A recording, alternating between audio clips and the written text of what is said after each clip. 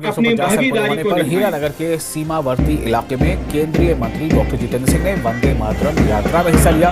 इस दौरान मरकजी वजीर ने कहा कि पूरे मुल्क में इस तरह के प्रोग्राम चलाए जा रहे हैं और हम सौभाग्यशाली हैं कि हमें सीमा के प्रहरियों के साथ इस यात्रा में शामिल होने का मौका मिला है।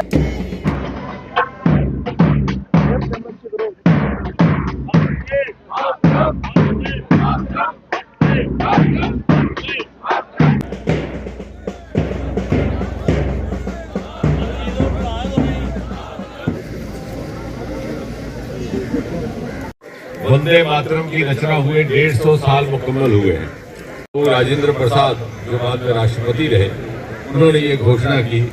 जहाँ एक तरफ रविंद्रनाथ टैगोर का जनगण मन, वहीं उसी तरह बंकिम चंद्र जी का वंदे मातरम।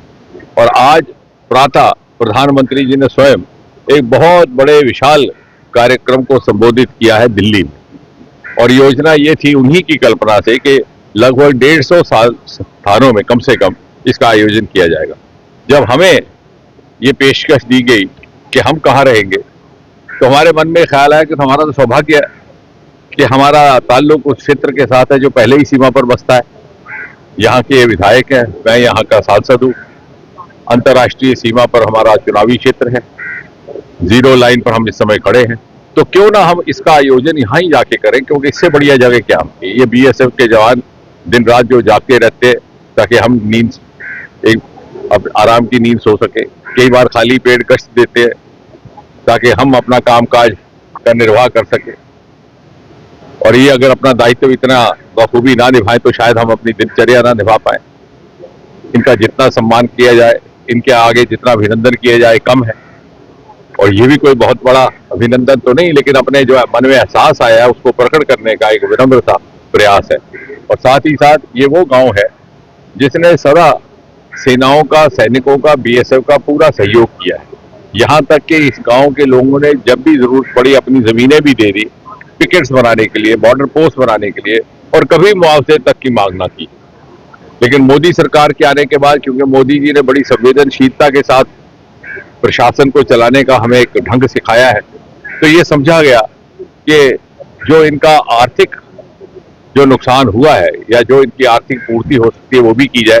और इसलिए मुझे ये बात भी कहते हुए आनंद महसूस हो रहा है कि अभी 2 ही सप्ताह पहले प्रधानमंत्री जी के हस्तक्षेप से इनको मुआवजा देने के आदेश भी जारी कर दिए गए हैं। बीएसएफ अथॉरिटीज की ओर से वो राशि यहाँ डिविजनल कमिश्नर साहब को पहुंची, उनके माध्यम से अब डीसी साहब के द्वारा भिन्न भिन्न जो अधिकृत लोग हैं उनको वितरित भी की जा रही है। सीमा के जो लोग हैं वो दूसरे प्रहरी कहीं ना कहीं माने जाते हैं। वो स्थानीय युवाओं की लंबी मांग है, स्पेशल भर्ती युवाओं के लिए। हम तो ये कहेंगे पहले प्रहरी है, फर्स्ट लाइन ऑफ डिफेंस। क्योंकि सेनाएं तो उस वक्त जंग के मैदान पे आती हैं जब जंग की घोषणा होती है, लेकिन ये दिन रात वहां पे बसते हैं, ना मालूम कब गोलीबारी शुरू हो जाए, कब घुसपैठ हो जाए। और जहां तक भर्ती का ताल्लुक है, निश्चय उसका भी एक योजना बनाई जा रही है। यहाँ पर जब रक्षा मंत्री जी आए थे उन्होंने भी कहा, और इस बार हम वुमेन बटालियंस को भी रेस करने की एक योजना है। और ये भर्ती का क्रम शुरू हो चुका है। एक भर्ती कठुआ में हुई थी, उस समय उसका बहुत ज्यादा प्रचार प्रसार नहीं किया गया। तो मैंने जो चीफ ऑफ द स्टाफ थे जनरल द्विवेदी, उनसे मैं निवेदन किया कि अब जब अगली भर्ती का सिलसिला जारी होगा तो पहले से हमारे जनप्रतिनिधियों को यदि सूचना पहुंचे तो ज्यादा लोगों के बीच में उसका प्रचार प्रसार कर सके। फिलहाल ये टेरिटोरियल आर्मी को लेकर के उधमपुर में एक इस तरह का भर्ती का एक प्रक्रिया भी संपन्न हुई है। क्या आप घर में अपनी टूटी फूटी टाइल्स और मार्बल से है परेशान? घबराने की अब आपको कोई जरूरत नहीं।